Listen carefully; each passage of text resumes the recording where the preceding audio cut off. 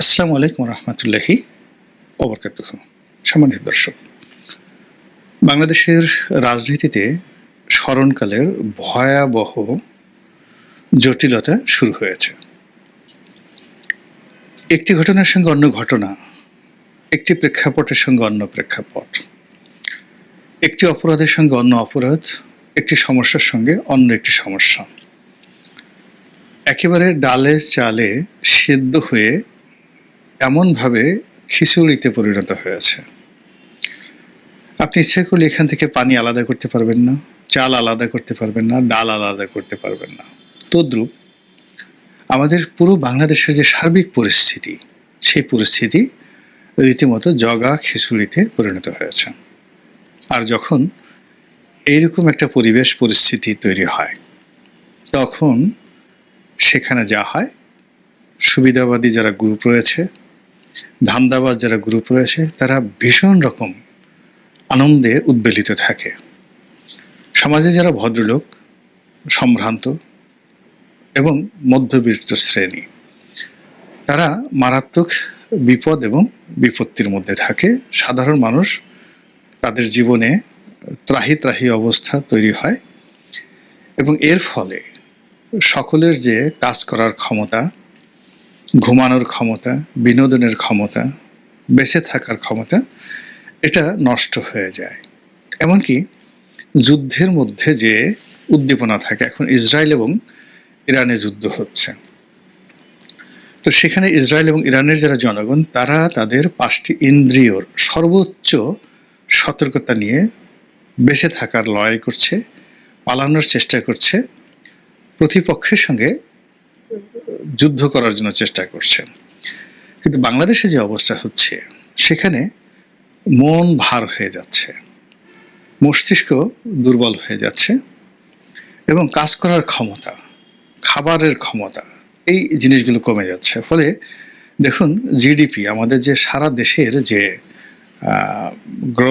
Gross যেটা development GDP product, তো এই যে জিডিপিটা, এটা নর্মালি 6.5 থেকে 7 এইভাবে চলছিল। সেটা 3.5% বা 3.7% এবছর হবে বলে বিশ্ব ব্যাংক বলেছে।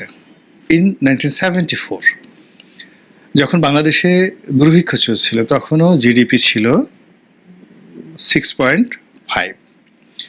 তো 7.5 কোটি বাঙালির সম্মিলিত কর্ম, এই কর্মের যোগফল যখন 6.5 হয়, আর তার মধ্যে যদি একটা দুর্ভিক্ষ হয় এবং সেই দুর্ভিক্ষে যদি 30 লাখ লোক মারা যায়, তাহলে 18 কোটি মানুষের সকল কর্ম এক করলে সেখানে জিডিপির হার যদি 3.5 বা 3.7 হয়, তাহলে সেখানে কি পরিমাণ ভয়াবহ দুর্ভিক্ষ হতে পারে। আর সেই দুর্ভিক্ষ হলে কত লক্ষ নয়, কত কোটি লোক মারা যেতে পারে। এর চেয়ে অভিশাপ আর হতে পারে না, এবং সেই অভিশাপ আমাদের দিকে ধেয়ে আসছে, অথচ আমরা এখন পর্যন্ত নিশ্চুপ। যেটা বলছিলাম, রাজনীতিতে জট লেগেছে, ভীষণ রকম জট লেগেছে। কেউ কাউকে বিশ্বাস করছে না, কেউ কারোর সঙ্গে সম্পর্ক স্থাপন করতে পারছে না, কেউ কর্তৃত্ব নিয়ে, দায়িত্ব নিয়ে তার কর্তব্য পালন করছেন না। যার ঘুষ খাওয়ার অধিকার আছে, ক্ষমতা আছে, সক্ষমতা আছে, সে ঘুষ আদায় করছে। আর যার ঘুষ দেওয়ার সামর্থ্য নেই, তাকে প্রয়োজনে জীবন দিয়ে দিতে হচ্ছে, কিন্তু দুর্বৃত্তদের চাহিদা মেটাতে হচ্ছে। এরই মধ্যে নির্বাচনের কথা হচ্ছে, এরই মধ্যে জুলাই চার্টারের কথা হচ্ছে, এবং এরই মধ্যে সরকার বৈধ অবৈধ, বিএনপি ক্ষমতা এসে গেছে, জামাত ক্ষমতা এসে গেছে, এনসিপি ক্ষমতা এসে গেছে।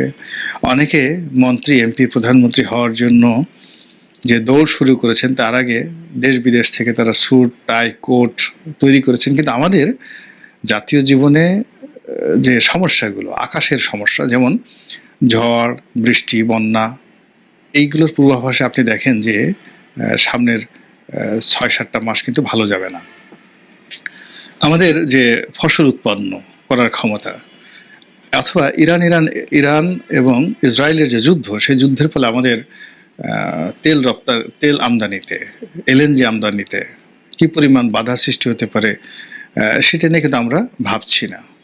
আমরা কেবলই মাত্র আমাদের যে দৈনন্দিন কর্ম, সেই কর্ম নিয়ে হৈ হুল্লোড় করছি, উল্লাস করছি, এবং এটাই হলো আমাদের মন এবং মস্তিষ্কে যে মড়ক লেগেছে, পোকা ধরেছে, পচে গেছে, এটার একটা বাস্তব উদাহরণ। তো যেটা বলছিলাম যে এই সরকার যেভাবে ক্ষমতা এসেছে আর আগের সরকার যেভাবে ক্ষমতা থেকে চলে গেছে, আপনি আমি এটা কম বেশি সবাই জানি। তো খুব অতি আশ্চর্যজনকভাবে আওয়ামী লীগের পতন হয়েছে, যেটা আওয়ামী লীগও আশা করেনি, আমরাও আশা করিনি। এটা ছিল অবিশ্বাস্য, এটা ছিল একেবারে একটা উল্কাপাতের মতো, এটা ছিল বজ্রপাতের মতো। আপনার চোখের সামনে যখন বজ্রপাত হবে তখন আপনার কোনো কাণ্ডজ্ঞান থাকবে না, মন মস্তিষ্ক কোনো কাজ করবে না, কান বন্ধ হয়ে যাবে। তদ্রূপ শেখ হাসিনা পালিয়ে গেছে, গণভবন লুট হচ্ছে, আমরা দেখছি, কিন্তু আমাদের এটা বিশ্বাস করতে, আত্মস্থ করতে অনেক সময় লেগেছে, 1 সপ্তাহ সময় লেগেছে। হলো কি, কিভাবে হলো? 2 নম্বর হলো যে এরকম একটা ক্রাইসিস হতে পারে, এবং তখন হলে আমরা কে কি করব, এটা নিয়ে আমাদের একটু পূর্ব প্রস্তুতি ছিল না। রাজনীতিবিদদের ছিল না, বুদ্ধিজীবীদের ছিল না, অর্থনীতিবিদদের ছিল না, কারোর ছিল না, সেনাবাহিনী, পুলিশ কারোর ছিল না। তারা সবাই শেখ হাসিনাকে আরও বহু বছর 2041 সন পর্যন্ত ক্ষমতায় রেখে ওভাবেই সরকারি দল এবং বিরোধী দল, আমলা কামলা সবাই সেভাবে চিন্তা করে আসছিল। তখন 1 ঘন্টা নয়, 30 মিনিটের নোটিশে যখন শেখ হাসিনা চলে গেল এবং সেখানে যে ভ্যাকুয়াম তৈরি হয়ে গেল, বিরাট শূন্যতা তৈরি হয়ে গেল, সেই শূন্যতার মধ্যে পড়তে হতে পারে, বিপদ হতে পারে, বিপদ হতে পারে। আর যদি সেই শূন্যতা কাটাতে হয়, কি করতে হতে পারে, তার জন্য আমাদের কোনো রকম প্রস্তুতি ছিল না। ফলে যা হবার তাই হয়েছে। আমরা সবাই ভুল করেছি, এমন ভুল করেছি, মারাত্মক ভুল করেছি, যার ফলে কি হলো আমাদের সকলের উপর, ডক্টর ইউনূস থেকে শুরু করে গ্রামের প্রত্যন্ত অঞ্চলের একজন দরিদ্র মানুষ, তার জীবন জীবিকা, জীবন যৌবন, পরিবার পরিজন সবকিছু ঐতিহাসিক, যাকে বলা হয় ঝুঁকির মধ্যে আমরা পড়ে গেছি। এখন যদি আমাদের মধ্যে ঐক্য থাকতো, মিল থাকতো, এগুলো কোনো সমস্যা নয়। এর চেয়ে অনেক বড় বড় সমস্যা জাতি মোকাবেলা করে, কিন্তু তাদের মধ্যে ঐক্য থাকে। কিন্তু গত 10 মাসে আমরা সেই ঐক্যটা হারিয়েছি, বিশ্বাস হারিয়েছি, আস্থা হারিয়েছি, এবং তার সঙ্গে সঙ্গে আমরা একে অপরের শত্রু হয়ে গেছি। আপনারা জানেন যে এই মুহূর্তে বিএনপির শত্রু কারা, জামাতের শত্রু কারা, ডক্টর মোহাম্মদ ইউনূসের শত্রু কারা। তো সবাইরই এই 10 মাসে নতুন শত্রু তৈরি হয়েছে। পুরনো শত্রু যারা ছিলেন তারা তো পলাতক, নতুন শত্রু তৈরি হয়েছে, এবং নতুন শত্রু এই নতুন পানিতে, মানে নতুন পরিবেশ পরিস্থিতিতে এতটা শক্তিশালী, এতটা নির্মম এবং এতটা নিষ্ঠুর যে শত্রু তার প্রতিপক্ষের জন্য কতটা ভয়াবহ হতে পারে, এটাও আমরা এখন পর্যন্ত কল্পনা করতে পারছি না। ফলে এই গত 10 মাসের যে সহজ সরল আমাদের রাষ্ট্র ব্যবস্থা, ঢিলে ঢালা প্রশাসন ব্যবস্থা, তারপর ক্ষেত্র বিশেষে দুর্নীতি, অনিয়ম এবং নির্বুদ্ধিতা, এগুলোর ফলে জাতীয় জীবনে এতগুলো বাঁক তৈরি হয়ে গেছে, অ্যাঙ্গেল তৈরি হয়ে গেছে, যেখান থেকে এখন বের হওয়ার কোনো রাস্তা আপাতত নেই। সরকার কিভাবে শপথ নিলেন, তার বৈধতা কি? এক পক্ষ বলছে এটা বিপ্লবী সরকার, আর এক পক্ষ বলছে সাংবিধানিক সরকার, আর এক পক্ষ বলছেন যে সুপ্রিম কোর্ট থেকে যে রেফারেন্স এসেছে সংবিধানের 106 ধারা অনুযায়ী, সেই 106 ধারার বিধান অনুযায়ী এটা বৈধ সরকার, সুপ্রিম কোর্টের রায় অনুযায়ী। এখন জানা যাচ্ছে সুপ্রিম কোর্টের সে রায় কিভাবে এলো, বলা হচ্ছে ফুল কোর্ট, অর্থাৎ প্রধান বিচারপতির নেতৃত্বে অ্যাপিলেট ডিভিশনের সকল বিচারপতিরা বসে এই সিদ্ধান্ত নিয়েছেন। তাহলে সেই সিদ্ধান্তের কপি কই, প্রধান বিচারপতির স্বাক্ষর কই? এরকম যখন প্রশ্ন আসছিল, ঠিক সেই সময় জানা গেল যে প্রধান বিচারপতি এবং অ্যাপিলেট ডিভিশনের আরেকজন বিচারপতি জনাব এনায়েতুর রহিম, তারা ক্যান্টনমেন্টে পালিয়েছিলেন। এই ঘটনা যখন ঘটে তারা ক্যান্টনমেন্টে পালিয়েছিলেন। তাহলে পলাতক অবস্থায় তারা কোনো ভার্চুয়াল মিটিং করতে পারেননি, মানে বিচার ব্যবস্থাতে যে ভার্চুয়াল বৈঠক হবে সেটাও হয়নি। তারপরে তারা একত্রে বসবেন সেটারও সম্ভব ছিল না। এবং পরবর্তীতে যখন পরিস্থিতি স্বাভাবিক হলো, সেই প্রধান বিচারপতি একটা ফুল কোর্ট বেঞ্চ তিনি ডাকার চেষ্টা করেছিলেন, এখন যেটা আমি বুঝতে পারি। তো বুঝতে পারার পর বোকামি কাকে বলে দেখেন, তিনি সম্ভবত ওই যে 106 ধারার যে অনুমোদনটা, সরকার গঠনের অনুমোদনটা চালানো হয়েছিল তার নামে, ওটাকে বৈধতা দেওয়ার জন্য তিনি একটা ফুল কোর্ট ডেকেছিলেন।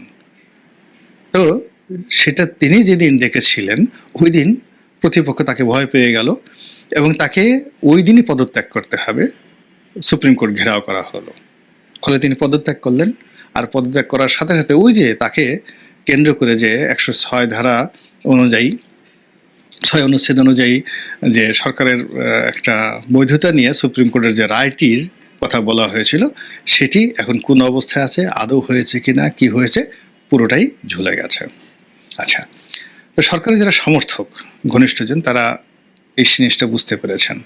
তারা বারবারই বলার চেষ্টা করছিলেন যে এখন এই সংবিধানকে ছুঁড়ে ফেলতে হবে, এই সংবিধানকে বাদ দিতে হবে, রাষ্ট্রপতিকে তাড়িয়ে দিতে হবে এবং একটা বিপ্লবী সরকার গঠন করতে হবে। এবং আসলেই সরকারকে যদি পিঠ বাঁচাতে হয়, কোনো অ্যামেন্ডমেন্ট দিয়ে, কোনো ইন্ডিমিনিটি দিয়ে, কোনো অর্ডিন্যান্স দিয়ে সে বাঁচতে পারবে না।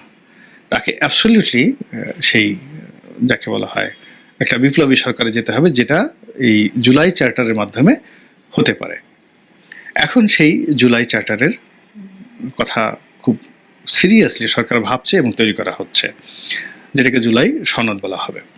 তো সেই জুলাই সনদ অনুযায়ী রাজনৈতিক দলগুলো ঐক্যমত্য হবে, স্বাক্ষর করবে এবং সেই স্বাক্ষরই হবে বর্তমান সরকারের রক্ষা কবচ।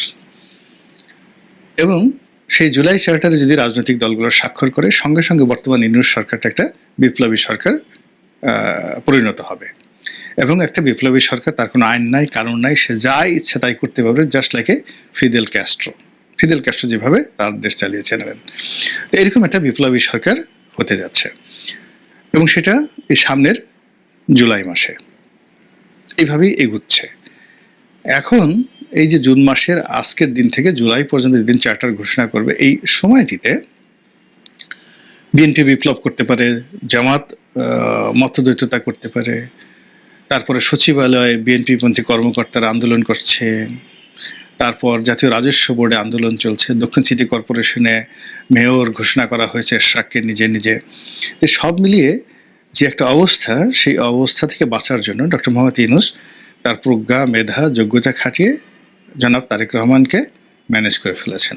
তার সঙ্গে একটা বৈঠক করেছেন এবং তার সঙ্গে একটা সমঝোতা এসেছেন এবং বিএনপির লোকজন সেই প্রথম কয়েকদিন, অর্থাৎ যেদিন তারেক রহমান সাহেবের সাথে লন্ডনে বৈঠক হলো, সেই দিন থেকে